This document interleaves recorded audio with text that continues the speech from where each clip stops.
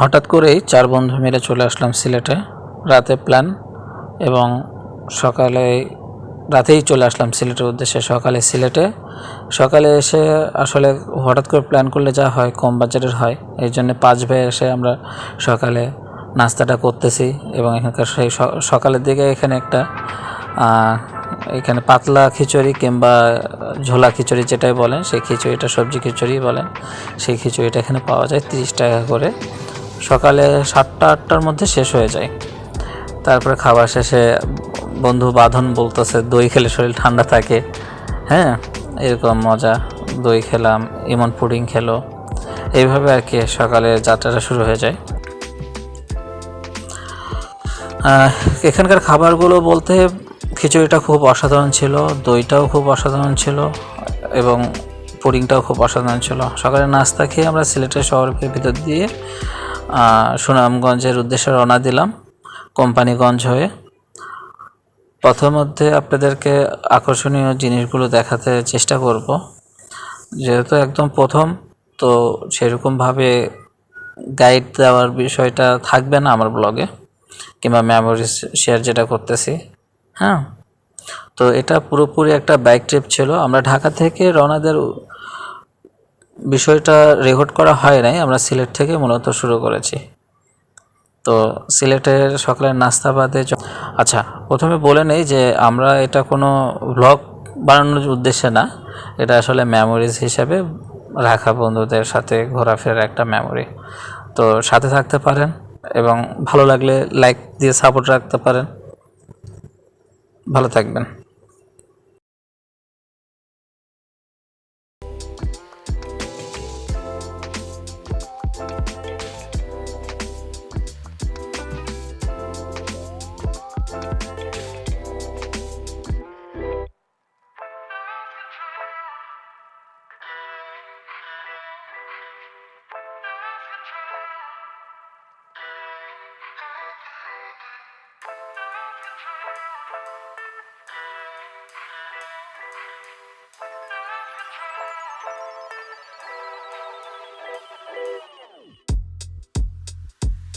যখন যাচ্ছিলাম ওয়েদার খুবই জোশ ছিল, কিন্তু ধীরে ধীরে যখন দিন বাড়ে তখন আস্তে আস্তে রোদের পরিমাণ খুব বেড়ে যায়।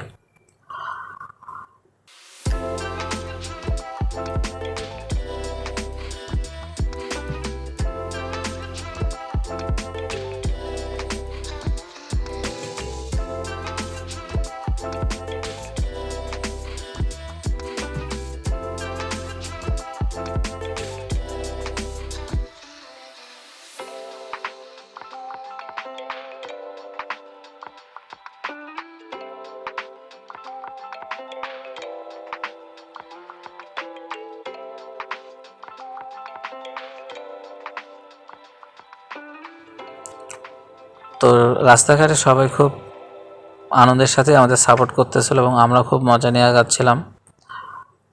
তো ধীরে ধীরে আমরা আগে যাই।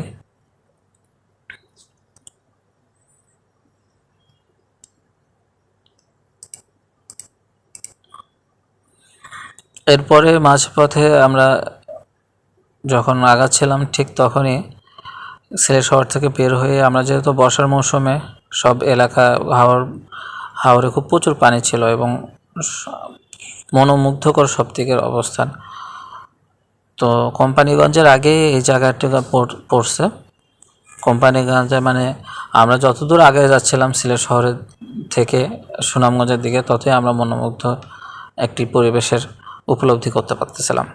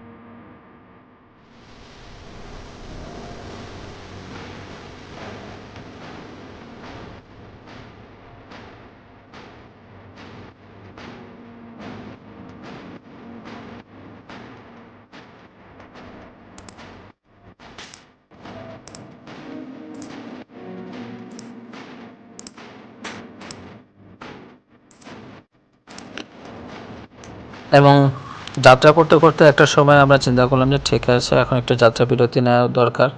সেই জন্য রাস্তার মাঝে আমরা দাঁড়িয়ে গেলাম একটি চায়ের দোকানে কিছুক্ষণ চা বিরতি নেওয়ার জন্যে।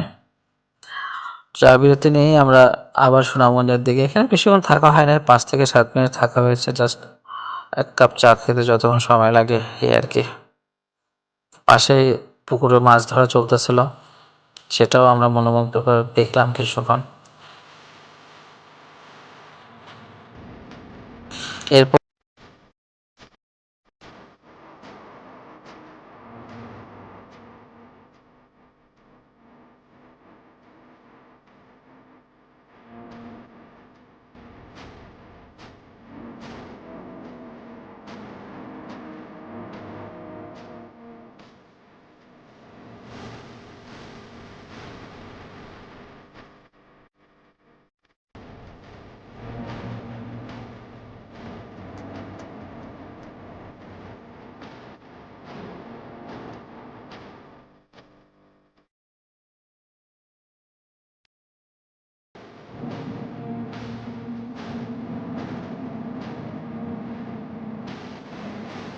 আবার যাত্রা শুরু হলো।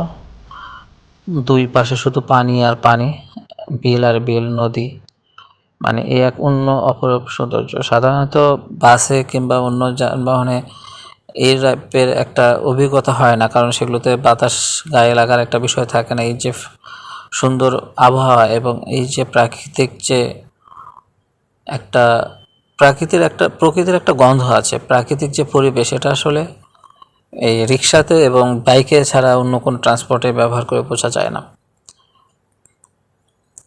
যেদিকে তাকায় ধুধু পানি আর পানি, অন্যরকম একটা অভিজ্ঞতা।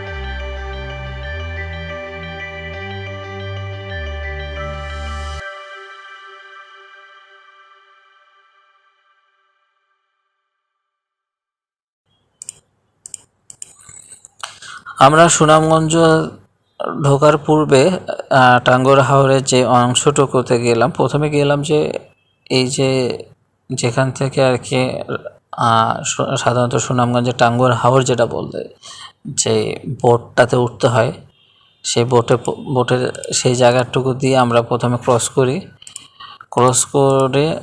অপূর্ব সৌন্দর্য একটা রাস্তাতে যাই আমরা, যার দুই সাইডে গাছ এবং বিশাল, মানে দুই পাশে পানি, মাঝখানে রাস্তায় আমরা যাচ্ছিলাম। আর লোকজন থেকে শুনতেছিলাম যে আগের, মানে আমরা দুপুরের দিকে গিয়েছিলাম, তো বলতেছে যে আগের দিন মানে ভোর পর্যন্ত নাকি এখানে পানি ছিল, রোদ উঠছে, তো সব কিছু মিলায় অন্য একটা পরিবেশ। তো আমরা সকাল 9টার দিকে ওখানকার নাস্তা করে আসতে প্রথমত 2 ঘন্টার মতন লাগে আমাদের এই জায়গা পৌঁছাতে। রাস্তা একটু আনফ্রেন্ডলি ছিল রাস্তা যদিও, তবে আমরা খুব মজায় পাচ্ছিলাম আর কি। বিশেষ করে যারা নতুন বাইকার কিংবা যারা পিলিয়ন হিসেবে আসে, তারা যদি আসলে মানে নরম সিট না হয়, তাদের একটু কোমরের ব্যবস্থা একটু ভালোই হবে আর কি। এই জায়গাটা আমার খুবই মজার লাগে। এই জায়গাটা মানে যারা অভিজ্ঞ না, তাদের জন্য খুব থ্রিলিং একটা বিষয় আর কি। এবং যারা লোকাল ছিল তাদের কাছে এটা দুধ ভাত লাগতেছিল, কিন্তু তাদের দুজনকে দেখলে বোঝা যায় তারা কত প্যারা খাচ্ছিল আর কি বিষয়টা নিয়ে। এরপরে আমরা নৌকা করে বোট পার হলাম, বোট পার হয়ে আবার সেই হাওরের পাশ দিয়ে, এই যে বামে যারা দেখতেছেন এটাই টাঙ্গুয়ার হাওর, এদিক দিয়েই বোটগুলো যাবে। এভাবে আমরা ঠিক পার হয়ে নীলাদ্রির দিকে এগিয়ে গেলাম। নীলাদ্রি যাওয়ার আগে এই যে গ্রামগুলো দেখতেছেন, এই গ্রামগুলোর পরিবেশটাই অন্যরকম। এই গ্রামগুলোর মানে যে শীতল আবহাওয়া, যে সিনারিও, এটা আসলে ক্যামেরায় বন্দি করা সম্ভব না। যত সুন্দর এখানকার ভিউ, মাথা নষ্ট করা। এবং রাস্তার অবস্থা বাইকে যাওয়ার পথে খুব মানে অভিজ্ঞতা খুবই মজার। এই জায়গাতে আপনারা দেখতে পাচ্ছেন যে ব্রিজের কাজ চলতেছে, তো বাইকাররা কীভাবে যায় সেটাই হলো মজার একটা দেখার বিষয়। যাই হোক, আমরা অবশেষে লেকে চলে আসলাম, নীলাদ্রি লেক। এই লেকের মানে মজার বিষয় হলো যে লেকটা আবদ্ধ চতুর্দিক থেকে, উপর থেকে পাহাড়ি পানি চলে আসতেছে, অপরূপ সৌন্দর্য। এখানে আসলে ক্যামেরায় জিনিসটা আসবে না, ক্যামেরায় ওই জিনিসটা আনানো সম্ভব না, গিয়ে দেখতে হবে। তবে যারা বোটে আসে তারা অনেক রিল্যাক্সে আসে, যারা বাইকে আসবে এসে এখানে মানে ক্যাম্প না করলে, এখানে না থাকলে আসলে খুব হেডটেক হয়ে যাবে। কিন্তু যারা বোটে আসে, বোট থেকে এসে নেমে সুন্দর উপভোগ করবে। এখানে লেকের পানিতে গোসল করা, কায়াকিং করার একটা সুযোগ আছে। ওই দূরে টিলা দেখা যাচ্ছে, টিলার লেকের ওই পাশে ইন্ডিয়া। তো বড় বড় পাহাড়গুলো যেগুলো দেখছেন সবই ইন্ডিয়ার ভিতরে। আর লেকের পানি খুবই সুন্দর ছিল, খুবই শীতল ছিল, অন্যরকম ঠান্ডা আর কি। কই থেকে যে ঠান্ডা পানি আসতেছে আল্লাহ জানে। মাশাআল্লাহ। ভিডিওটি দেখার জন্য অনেক অনেক ধন্যবাদ যারা দেখেছেন। আর যদি ভালো লেগে থাকে, আরও ভিডিও দেখতে চান, অবশ্যই কমেন্টে জানাবেন। ভুল ত্রুটির জন্য ক্ষমা করবেন এবং নতুন কিছু করার জন্য সাপোর্ট করবেন। Thank you.